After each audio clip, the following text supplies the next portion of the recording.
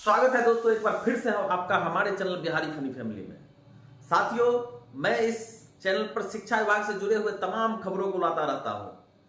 तो साथियों, आपने अभी तक हमारे चैनल को सब्सक्राइब नहीं किया है तो कृपया चैनल को सब्सक्राइब कर ले और बेल आइकन को दबा दे ताकि आपको वीडियो का नोटिफिकेशन समय प्राप्त होता रहे। मैं इस वीडियो में बात करने वाला हूं बीपीएससी में अपीयरिंग कैंडिडेट को जो मौका नहीं दिया गया है उस पे। आप जानते हैं साथियों कि बीपीएससी TRE 1 जो हुआ था उसमें अपीयरिंग कैंडिडेट को भी मौका दिया गया था कि जो सीटेट में अपीयरिं0 है उसको भी मौका दिया गया था कि आप भी फॉर्म फिलअप कर सकते हैं। किंतु बीपीएससी TRE 2.0 जो हो रहा है इसमें अपीयरिंग वाले कैंडिडेटों को शुरू में विज्ञप्ति के समय ही मौका नहीं दिया गया। बिल्कुल स्पष्ट रूप से कह दिया गया कि अपीयरिंग वाले कैंडिडेट इसमें अप्लाई नहीं कर सकते हैं। हालांकि साथियों, आप जानते हैं कि बिहार और बिहार ही नहीं, देश के अन्य राज्यों में या देश के विभिन्न वैकेंसियों में जो है अपीयरिंग वाले छात्रों को मौका मिलता रहा है। यदि हम बात करें सीटेट में ही, तो सीटेट में क्या होता है कि प्रशिक्षण जो प्राप्त कर रहे अभ्यर्थी होते हैं, प्रशिक्षु होते हैं, जो डीएलएड या बीएड कर रहे हैं, उनको भी सीटेट में फॉर्म भरने का मौका दिया जाता है कि आप सीटेट अप्लाई कर सकते हैं, लेकिन एक तय अवधि दे दिया जाता है कि इतने दिनों के अंदर जो है आपका डीएलएड या बीएड का रिजल्ट प्रकाशित हो जाना चाहिए।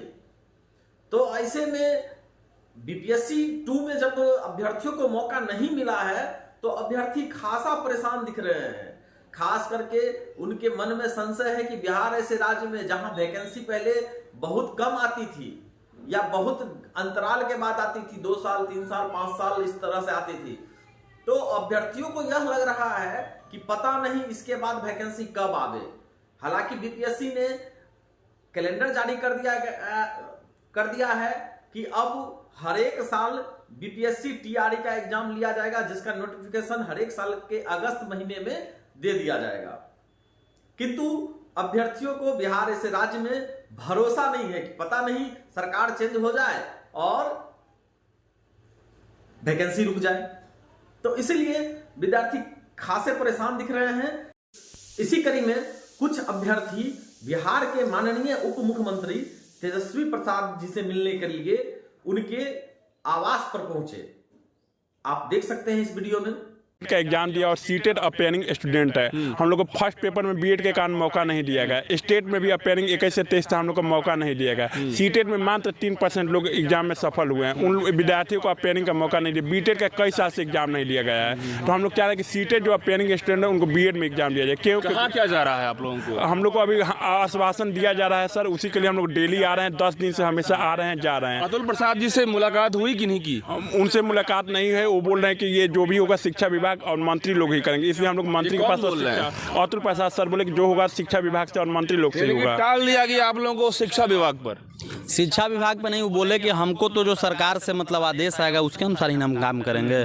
तो हम लोग बीपीएससी भी तो फ्रीडम बॉडी है। बस तो अभी हम लोग गए हैं, उनका तबीयत सर का ठीक नहीं है, तेजस्वी भैया का, बोले हैं ज्ञापन हम लोग सौंपे हैं कि इस पर विचार किया जाएगा। कल तो छुट्टी है और उनसे मिलने आए थे। हाँ, मिलने आए थे, लेकिन उनका कुछ अस्वस्थ के कारण हम नहीं मिल पाए हैं। लेकिन हम लोग का पेपर अंदर गया है जो हम लोग का मुद्दा है और बोले हैं कि आप विचार किया जाएगा और दे दिए हैं। हाँ, एप्लीकेशन दिए। बोले कि धैर्य रखिए, आप लोग को पक्ष में ही कुछ ना कुछ फैसला जरूर होगा और उम्मीद है मतलब युवा के वो आवाज हैं कि जरूर कुछ ना कुछ अच्छा डिसीजन आएगा। आखिर अतुल प्रसाद जी ने शिक्षा विभाग की तरफ इशारा क्यों करी है? देखिए, सबसे पहले मैं मास इंडिया आप जो हैं इतनी रात में हम अभ्यर्थियों का के लिए टाइम दे रहे हैं, हमारी बातों को लोगों तक पहुंचा रहे हैं, तो मैं आपको बहुत बहुत धन्यवाद देना चाहता हूं। और जो मुख्य बात है वो ये है कि सरकार और माननीय बीपीएससी दोनों का जो पहले मीटिंग हुआ था, तो सरकार का ऐसा आदेश है कि हमें 2 महीना के अंदर ही नियुक्ति पत्र TRE 2 का निकाल देना है, बच्चों को ज्वाइन करा देना है।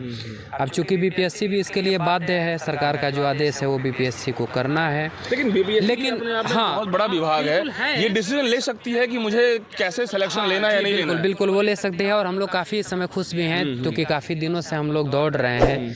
कभी गांधी मैदान पहुंचते थे, कभी सचिवालय पहुंचते थे, तो कभी तेजस्वी भैया से मिलने, कभी तेज प्रताप भैया से मिलने, और सभी तो फिर असमंजस में है अभी। मैं बता रहा हूँ ना, जैसा हमने बात करा सरकार से, सरकार का जो हमें रिप्लाई मिला है वो यही मिला है कि हम लोग जल्द ही, मतलब कल, लगभग कल या परसों में वो लोग आपसी चर्चा करेंगे, और इस पर हमें पूरी तरह से आश्वस्त किया गया है कि हम लोग भी दिवाली खुशी से मनाएं, किसी तरह का कोई टेंशन ना लें, और हमें मौका, हाँ हमें मौका मिलेगा ऐसा। हमें चूँकि आज तेजस्वी भैया के पास से ही लोग आए थे हम लोगों के पास, और हमें पूरी तरह से आश्वस्त किए हैं, मिला है। बिल्कुल, तो हमें काफ़ी विश्वास है। देखिए, हम बात करेंगे कि आखिर क्या वजह हुई जो आप लोग अभी रात में दीपावली से पहले घर पे लोग रहते हैं, खुशियां मनाते हैं, लेकिन आखिर वजह हुई जो आज पहुंचे। दीपावली खुशियों की होती है, खुशी किस बात की, जब जॉब नहीं तो खुशी नहीं। इसलिए हम लोग इसलिए आ रहे हैं कि हमें एक ठोस आश्वासन मिलनी चाहिए